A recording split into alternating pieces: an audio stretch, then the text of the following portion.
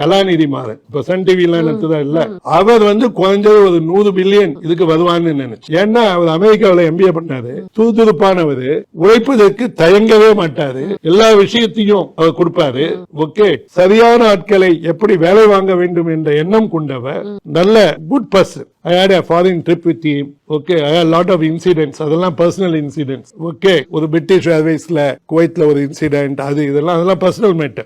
I really thought that he will become the South Indian Mukesh Ambani. So அவருக்கு அந்த அளவுக்கு stuff இருந்தது, but ஆகலங்கிறது உங்களுக்கு வருத்தம். ஆமா, அவர் இப்போ ஒரு 10 பில்லியனுக்கு ஒத்தா இருப்பாரு, ஏன் 100 பில்லியன் ஆகலையேன்னு எனக்கு கொஞ்சம் வருத்தம். ஆனா அந்த வருத்தத்தை அவங்க டாக்டர் காவியா ஃபுல்ஃபில் பண்ணுவாங்க. நான் டிவில காவியாவை பார்த்தேன். She will be able to fulfill because she is in எப்படி நீங்க media. predict பண்றீங்க சார்?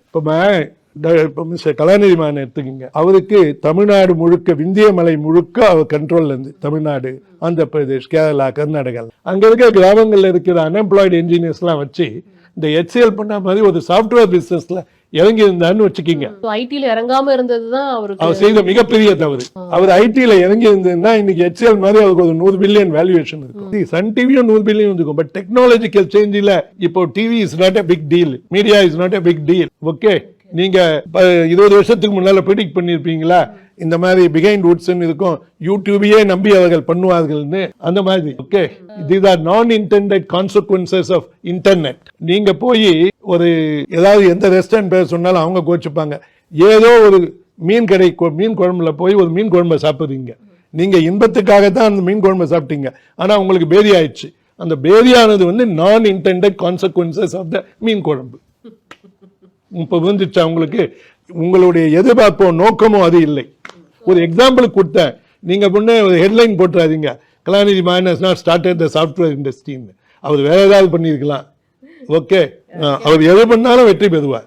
தமிழ் ஆடியன்ஸுக்கு கேட்டீங்கன்னா, என்னுடைய இனிய நண்பர் முரசொலி மாறன்.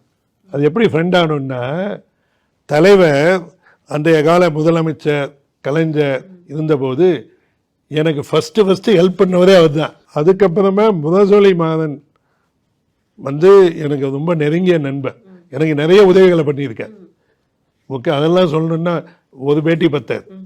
ஓகே, எனக்கு உதவி செய்யாத பொலிட்டிக்கல் பார்ட்டியே கிடையாது. நீங்க சொல்ற மாதிரி லீடர்ஸ் எல்லார்கிட்டையும் பணங்கள் எல்லாம் வாங்குறது இல்லை. எங்கிட்ட இருந்து எந்த ஒரு பொலிட்டிக்கல் பார்ட்டியும் ஓகே பணமே வாங்கிறது கிடையாது. என்ன நல்லா தான் நடத்தினாங்க. சில நேரங்கள்ல பாலிசியில ஏதாவது எனக்கு ப்ராப்ளம் வந்துருக்கலாம். நான் சொல்றத மக்கள் எப்பவுமே புரிஞ்சிக்க மாட்டேன்றாங்க. ஒவ்வொருக்கும் ஒவ்வொரு விதமான அனுபவம். நமக்கு கிடைக்கும் அனுபவங்களை வைத்துத்தான் மற்றவர்களை எடை போடுகின்றோம். என்னுடைய அனுபவங்கள் எல்லாம் இனிமையான அனுபவம். With all political leaders. ஆமா, டிஎம்கேன்னு எடுத்துட்டீங்கன்னா எனக்கு mister Murasoli Maran has definitely helped me in several times. Advice கொடுப்பார், பேசுவார், இனிய நண்பர். அவர் தான் எனக்கு ஃபர்ஸ்ட் தாஜ் ஹோட்டல்ல ஆஃப் சிக்கன் ஆஃப் லேம்ப் சாப்பிட்ற ஒரு டிஷ் இருந்தது. நானும் இந்தியா சிமெண்ட் சீனிவாசனும் அங்கே போய் சாப்பிடுவோம். இந்தியா சிமெண்ட் சீனிவாசனுக்கு அந்த இந்தியா சிமெண்ட்டுக்கு ஓட்டு போட்டு அந்த கம்பெனியை அவருக்கு கொடுக்க வேண்டும் என்று என்னிடம் சொன்னவரே மிஸ்டர் முரசொலி மாறன் தான். ஆமா, இனிமையான நண்பர். அப்புறம் இந்தியா சிமெண்ட் சீனிவாசனும் என்னுடைய இனிமையான நண்பர்.